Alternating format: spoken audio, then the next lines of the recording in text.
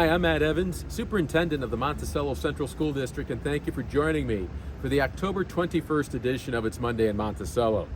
Last week was School Board Recognition Week, and I'd like to express our appreciation on behalf of the district for the service provided by our 9 Board of Education members. Thank you for your commitment to our schools, staff, and students. Tonight, that's October 21st, the High School Honor Society will be inducting new senior members at 7 p.m. in the Arnold Packer Hughes Auditorium. That's at 7 p.m. in the auditorium. Congratulations to our new members and their families. On Thursday, October 24th, our Assistant Superintendent for Curriculum and Instruction, Teresa Carlin, will be hosting a virtual Title I meeting on Zoom at 5 p.m. For more details about this meeting and whether or not your child may be eligible for Title I services, please go to our website. The Board of Education will be having its regular meeting this Thursday, October 24th at 7:30 p.m. in Rutherford Elementary School. And the Cook Rutherford Parent-Teacher Organization will be hosting a trunk or treat this Friday, October 25th at 5:30 p.m. at Rutherford Elementary School. Now, this week is National School Bus Safety Week. And in recognition of our transportation department, my guest this week is our Director of Transportation, Ms. Robin Sklar. Ms. Sklar, thank you for all the work that you do. And I have a couple of questions for you about, some of the things that go on behind the scenes and all the work that goes into keeping our buses safe for our students. So what are some things that the public, might not be aware of that happen every day or when the weather turns bad, the precautions we take to keep our buses and students safe? Well, our day usually starts, believe it or not, 3 a.m. We wake up, we make sure the weather is good. There wasn't any storms during the night, and if there was, and there any bad weather, I have my road checkers out at 3 a.m. and they go out there and we try to check every, square mile that we can of the district.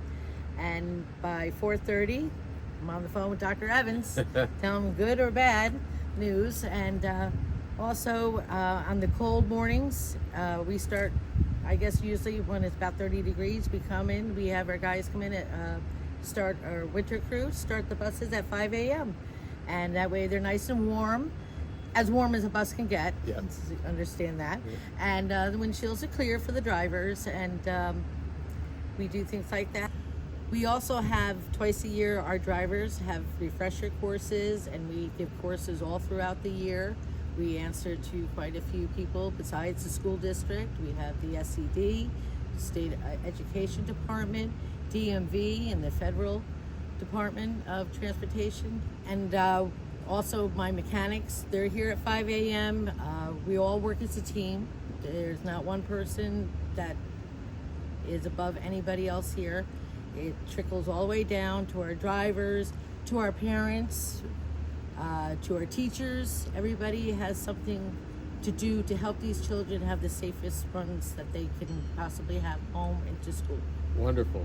Thank you, Ms. Sklar. And with that being said, is there something that, parents, caregivers, or community members can do to help contribute to bus safety? Absolutely. Please follow traffic laws. When you see a bus, the yellows are on, don't speed up, slow down, wait for the reds to come to a full stop. Always look for children running to a bus. Also, speak to your children, go over the bus rules with them. Please let them know the safest thing that we all can do is let the drivers drive.